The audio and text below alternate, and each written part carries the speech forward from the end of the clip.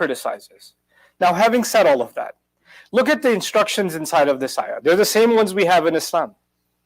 Don't worship anybody other than Allah. Be the best you can be to your parents. وَقَضَى رَبُّكَ أَلَّا تَعْبُدُوا إِلَّا إِيَّاهُ وَبِالْوَالِدَيْنِ إِحْسَانًا.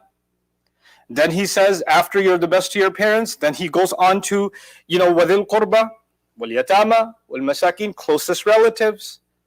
After closest relatives, orphans. After orphans, those that are poor, those who can't help themselves. Now there's a progression. The closest one to you is Allah. You're the best to Allah. When you're the best to Allah, then the first demonstration of that is how you are going to be with your parents. The best you can possibly be. And if you have developed this gratitude to Allah and this appreciation of your parents and the excellence towards them, then it's not just, I'm good to my parents, but I hate my uncles. But I'm really good to my mom and dad, but my cousins, man, if they show their face. No, that transitions over to how you deal with others. And that the first recipient of your goodness is actually your siblings, your uncles, your cousins, your extended family, even your in-laws. These people that are close to you in your life, they become recipients of your goodness. It's remarkable that Allah is teaching a ripple effect here. It starts with Allah Himself, and then it goes over to parents, and then it goes over to extended family. And then He says it goes over to orphans. Why? Because you realize that family is a blessing, parents are a blessing. And then there are those who don't have the blessing of parents. They've been tested with not having parents alive, kids. So you develop a compassion for children that are tested with that. And in this, what has Allah taught us? That worshiping Allah makes your heart soft towards the pain of others. It makes your heart soft towards the pain of others. Even others that you don't even know. Because this is something Allah put inside the heart of a believer and actually put inside the fitrah of a human being. It's in the nature of a human being to feel compassion for others that are suffering. So He says, وَالْيَتَامَى. And then the kids that are suffering, that's the first recipient of our mercy. So obviously children are given a priority. And then on top of that, He says, وَالْمَسَاكِينَ. But it's not only kids. Anybody who's stuck in a situation where they can't help themselves, people that are economically stuck, people that have lost their job, people that are chronically ill and can't take care of themselves. There are all kinds of people that are in the category of masakin. Now you're concerned about them also. You're doing the best you can towards them as well. Anybody you can. And at the end of all of that, you say, well, I give charity. I'm good to my parents. I'm pretty decent with my family. And I take care of everybody else too. I check. I cover all those bases. Right? Even though for most of us, that's a really hard thing to do. For me and you, that might be really hard to do. Because some of the most epic drama that you face in your life comes from your family. Comes from siblings. Comes from uncles. Comes from parents. Comes from children. Comes from spouse. Right? So the most arguments you have are not with people that are 3 degrees of distance from you. They're the ones that are right next to you. They're the ones that give you and I the hardest time. And we give them the hardest time. And so if you pass through all of that, what does He say? وَقُولُوا لِلنَّاسِ حُسْنًا. It's interesting, He said, he could have not mentioned a maf'ul bihi or a muta'alliq here, but he did. He says, and you're going to speak in the most beautiful way to people. In other words, it's not just, I take care of my people and everybody else, you better watch out. Nobody better mess with us, right? Before they get to put me down, I'm going to put them in their place. You have this kind of gangster mentality that I learned actually when I was in high school, when I came to the United States. It's the antithesis of what I had learned living in traditional Muslim societies. But when you come here, you have to become rough and you have to become, aggressive almost. Why? Because if you come across that way, nobody will mess with you. Because the norm is somebody will put you down. Somebody will target you. Somebody will, bully you in some way or the other. And you have to come across as someone who cannot be taken for a ride. You have to become tough, right? And in doing, what's the best way to do so? Well, you got to learn some pretty bad language. If all your friends are cursing and everybody else is raising their voice and getting, outrageous, you notice that the people that are the safest at school are the people that everybody else is scared of.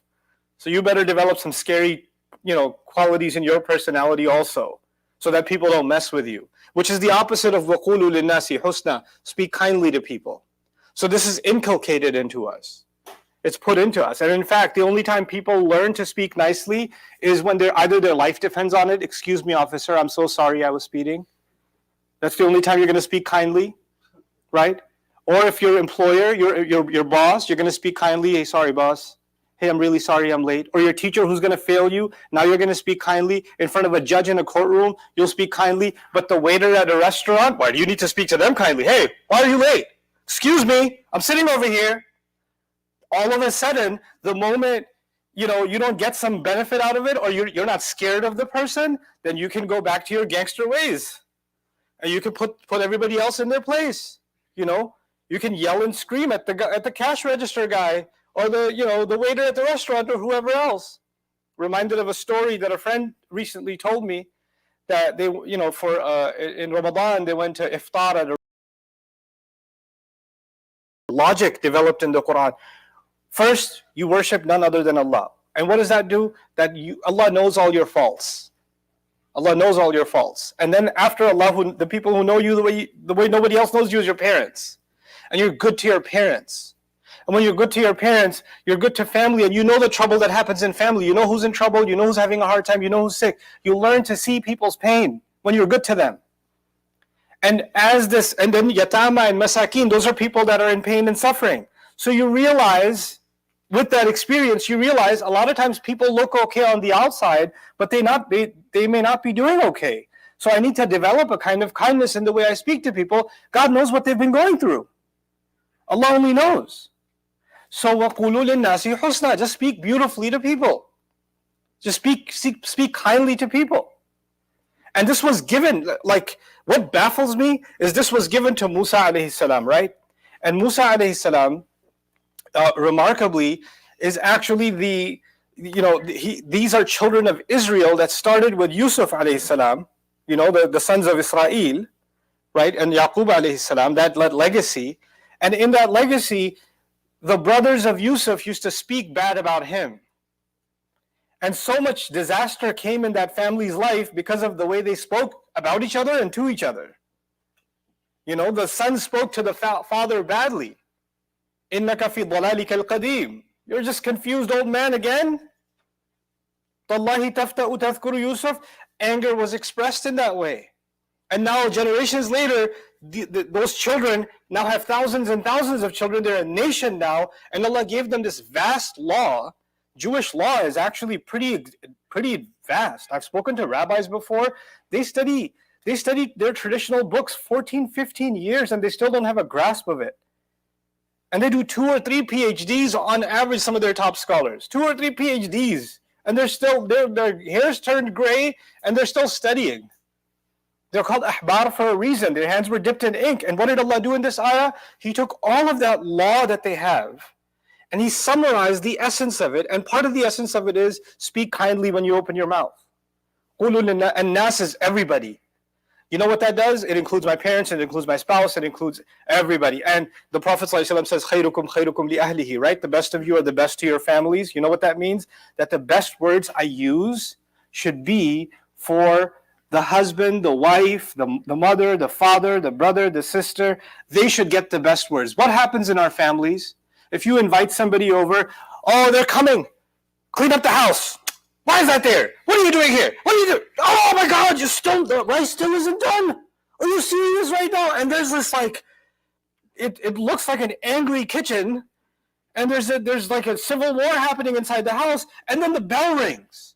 The guests come over, the bell rings, and all of a sudden, everybody becomes a model citizen. Assalamu alaikum, how are you? The worst of it is for your family, and the best of it is for strangers outside. And you should be good to strangers, but there's a principle here. The kindest words I use are supposed to be for my own family. In the smallest things. Not in the big, in the smallest things. You're sitting there at the breakfast table, and your wife left, she didn't put, you like 2 spoons of sugar or whatever it is, because you want to make sure you get diabetes early. So you want 2 spoons of sugar. So she only put 1. You notice her put 1. Now at this moment, you have to decide, how am I going to let her know? I mean, choice A. You always do that, right? And you know I don't like it. and you do it on purpose because it really bothers me. And I hate that about you. I just want you to know that it's noted. Or you could also say, seriously, again? Again, right? Yeah, because I only need one, right? Yeah, because if your mother was here, she would have gotten 3. But I only get 1. I should even be, did you spit in it first? You have other comments you can make. Or you could just shut up and put it yourself and not say anything. You could do that. Because what if you just took a step back and say, what is going to come out of my mouth? Does it have any beauty in it? Is it going to make my life or anybody else's life even a little bit more beautiful? No. Go back to that waiter that, served 40 minutes late. When a customer asks, have you had your iftar? And she gets that date. That might be the most beautiful moment of her day. That's just a small act of kindness. Might be the most beautiful moment of her day. If you can't say something good, and it's not that big of a deal, the sun will still rise. If you didn't put the sugar in the cup, the sun's still going to rise. You're still going to breathe oxygen. The universe will continue. Allah hasn't brought it to an end. It's not the end of the world. Then maybe you shouldn't say it. And the same goes for the wife. Not everything has to be commented on. Not everything has to be critiqued. Sometimes these words, what do? They take the beauty away from a moment. You're enjoying something together and you say something negative. Why are you sitting like that? Why didn't you do this? Why did you do that? How come you didn't do this? And it's not even something bad.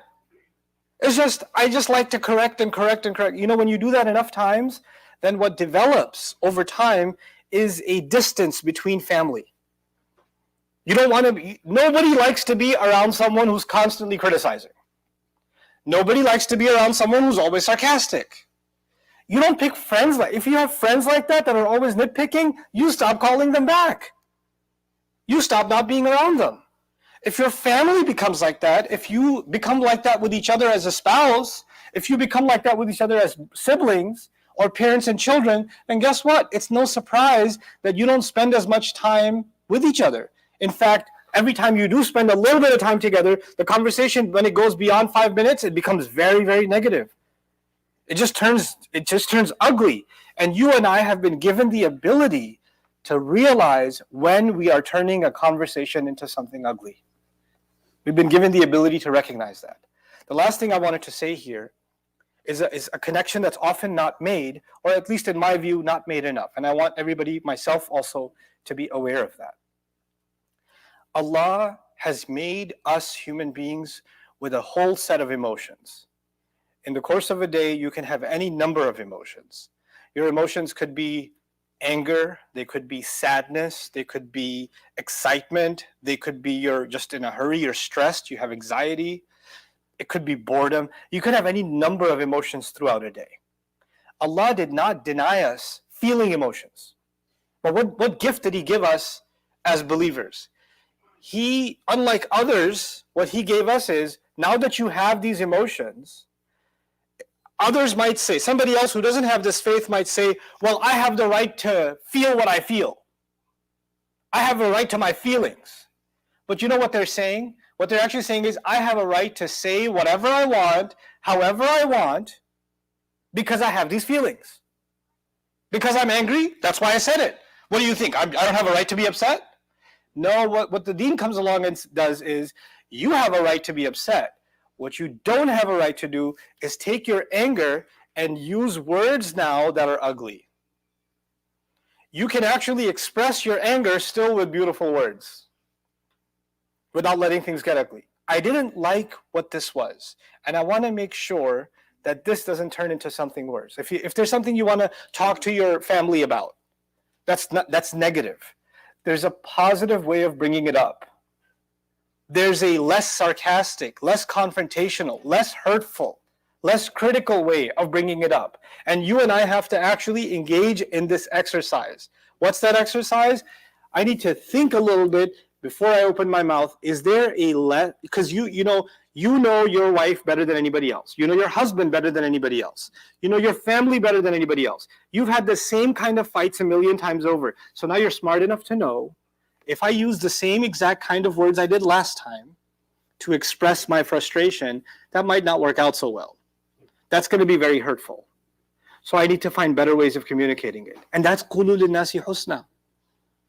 That's the essence of قُولُوا لِلنَّاسِ حُسْنًا. Words are not small things. People feel that they, like I said, with a police officer, with a judge, with everybody else, there are consequences for using words the wrong way. But your family, when we were engaged, then I was really careful about how I talked to her. But now we're married. Now she's stuck. Where's she going to go? Now I can speak to her. And she says, yeah, well, what's he going to do now? And then he says, you didn't talk to me like this before. And she says, yeah, because, that's not the time to do that. This is the time to do that. Because now I can truly express my feelings. No, expressing your feelings in a healthy way is what is needed, because the best of it should come out with our families. And the consequence of that is dire. The very next ayah in the surah is about the Israelites killing each other. You know that? The very next ayah. There's a logical flow. Why? Because words cause wars. Words destroy families. There are things that were said to you years ago, you still remember them because they hurt you. You still remember them like they just happened. So on the one hand, people feel that their anger, their frustration, their whatever stress gives them license to speak however they speak. That's one thing that I want you to be mindful of, that you don't become like that, I don't become like that.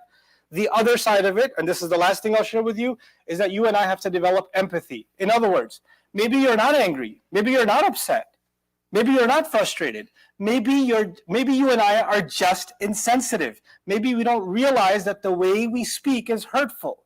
Just because I don't think it's hurtful doesn't mean that it's not hurtful. If the other person says, hey, the way you said that really hurt me. You say, what? I said it normal. That's how I always tell it. I just called you fatty. But you are fat. I can't speak the truth anymore? In Islam, we speak the truth. Now you could turn this in. You can become impossible. You could be obnoxious.